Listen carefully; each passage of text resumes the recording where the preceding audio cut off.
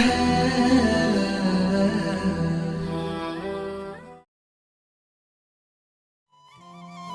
warahmatullahi wabarakatuh.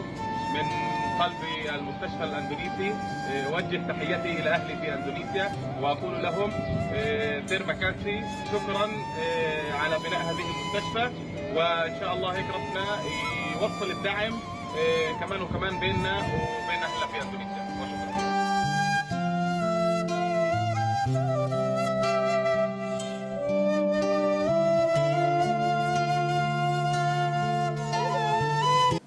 Assalamualaikum warahmatullahi wabarakatuh.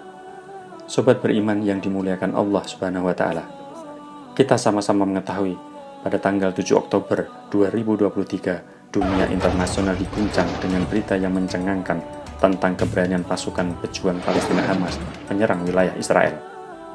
Dan karena kegagalan intelijen Israel, pasukan Hamas mampu memporak-porandakan wilayah Israel Selatan yang berbatasan dengan basis kelompok itu, yaitu jalur Gaza. Lalu apa yang menyebabkan pasukan Hamas berani menyerang Israel? Akankah berhenti perang antara Israel dengan Hamas? Benarkah bahwa Israel akan merebut tanah yang diberkahi menurut Al-Quran? Simak video ini hingga selesai supaya dapat menambah pengetahuan keislaman kita dan memberikan semangat perjuangan bagi saudara-saudara muslim kita yang ada di Palestina.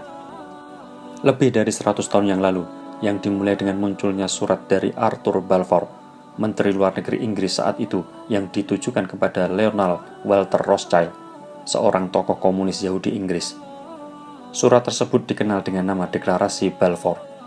Surat tersebut memang singkat, hanya 67 kata, namun isinya memberikan dampak terhadap Palestina yang masih terasa hingga saat ini. Inilah yang memicu perang dan pembantaian berkepanjangan Israel terhadap Palestina. Telah banyak kerugian yang diderita warga Palestina akibat kebrutalan pasukan Israel. Korban jiwa tak terhitung jumlahnya, hancurnya rumah warga, gedung-gedung pemerintah, dan lumpuhnya perekonomian negara tersebut. Namun dunia internasional serasa tidak mampu untuk berbuat sesuatu atas keadaan tersebut, dan seolah-olah Israel didiamkan saja melakukan kekejaman terhadap warga Palestina. Melihat ketidakadilan yang terjadi itulah yang membuat pasukan militan Palestina Hamas melakukan serangan. Dan serangan itu dilakukan dari berbagai jalur, mulai dari jalur udara, laut, hingga darat dengan melontarkan ribuan roket dari jalur Gaza yang diblokade. Serangan pertama Hamas pecah pada Sabtu dini hari, sekitar pukul 6.30 pagi waktu setempat dengan ribuan roket yang ditujukan ke Tel Aviv dan Yerusalem. Beberapa di antaranya melewati sistem pertahanan Iron Dome Israel dan menghantam bangunan-bangunan. Skala serangan ini menunjukkan perencanaan yang matang selama berbulan-bulan. Hamas mengatakan pihaknya menembakkan 5.000 peluru pada gelombang pertama yang mengejutkan warga Israel. Salah satu dari sekian banyak rudal yang diluncurkan Hamas mengenai sebuah rumah sakit di pesisir Israel, Ashkelon.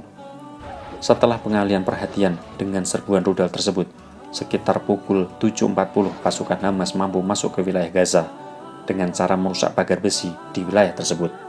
Sejumlah anggota Hamas mencoba melewati penghalang di perbatasan, termasuk terbang di atasnya dengan para layang, dan setidaknya ada 7 orang melayang di atas Israel. Hamas menyebut kelompok penerjun payung yang menembus perbatasan ini sebagai Skuadron Sa'ar. Dari darat, setidaknya ada 5 sepeda motor, masing-masing membawa 2 milisi bersenjatakan senapan, melewati lubang di bagian pagar kawat pembatas yang sudah mereka potong sebelumnya.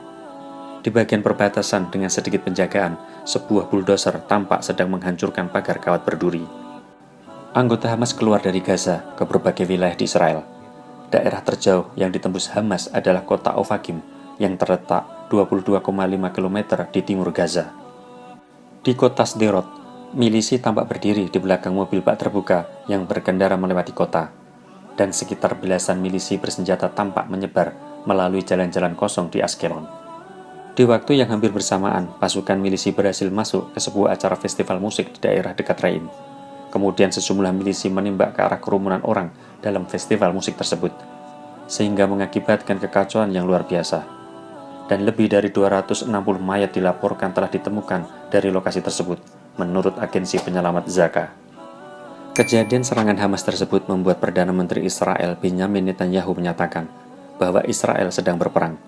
Kemudian diikuti dengan serangan balasan yang dilakukan oleh jet tempur Israel melalui gempuran ke jalur Gaza. gedung tinggi dan Masjid Al-Sosi di Gaza dihancurkan Israel. Serangan udara dan tembakan artileri yang dilancarkan militer Israel disebut menghantam lebih dari 500 target kelompok Hamas dan jihad Islam di wilayah jalur Gaza. Kepulan asap tebal menjulang dari jalur Gaza ketika serangan udara Israel berlanjut hingga Senin tanggal 9 Oktober dini hari waktu setempat. Militer Israel dalam pernyataannya menyebut serangannya menghantam sejumlah gedung bertingkat di Gaza, termasuk rumah milik seorang anggota biro politik Hamas bernama Rohi Mustaha, serta sebuah pusat komando milik pejabat senior Angkatan Laut Hamas bernama Mahmad Kasta, lalu menghantam sebuah aset operasional Hamas yang berada di dalam sebuah masjid di kota Jabalia, dan sebuah aset intelijen serta aset tambahan yang digunakan Hamas. Serangan balasan Israel ke Gaza ini disebut dengan operasional pedang besi. Israel melakukan pengepungan total terhadap jalur Gaza, sehingga memutus pasokan air, bahan bakar, listrik, dan makanan di wilayah tersebut.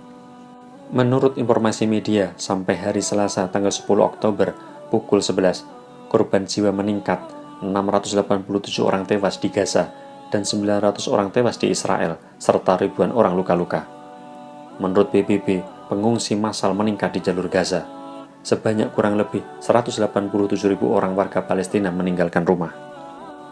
Juru bicara Hamas, Khalid Khalomi, mengatakan kepada Al Jazeera bahwa kelompok itu melakukan operasi militernya sebagai tanggapan atas kekejaman yang dihadapi warga Palestina selama beberapa dekade.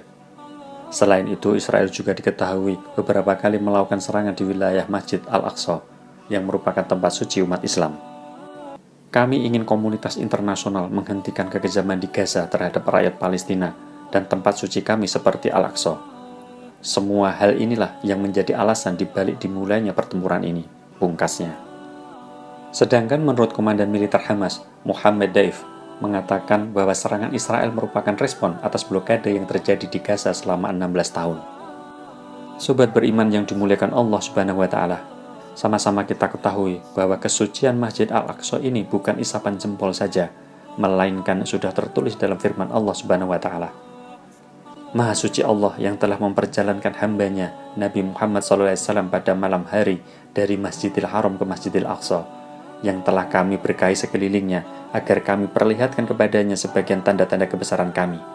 Sesungguhnya dia maha mendengar lagi maha melihat. Quran Suci Surat Al-Isra ayat 1. Di samping itu banyak hadis menyatakan tentang keutamaan Masjidil Aqsa. Salah satunya adalah hadis berikut. Tidak dikerahkan melakukan suatu perjalanan kecuali menuju 3 masjid, yaitu Masjid Al-Haram di Mekah, Masjidku, Masjid Nabawi di Madinah, dan Masjid Al-Aqsa di Palestina. Hadis riwayat Bukhari Muslim. Jadi sudah sangat jelas bagi kita, sampai kapanpun rakyat Palestina akan terus berjuang untuk mendapatkan kemerdekaannya, sekaligus mempertahankan tanah suci mereka. Sekalipun bangsa Israel yang terus-menerus menggerogoti semangat juang rakyat Palestina dengan melakukan berbagai intimidasi dan kekerasan. Karena rakyat tahu bahwa Palestina adalah tanah kelahiran para nabi dan negeri yang diberkahi Allah Subhanahu wa Ta'ala, dan memang patut diperjuangkan sampai titik darah penghabisan. Wallahu a'lam bishawab.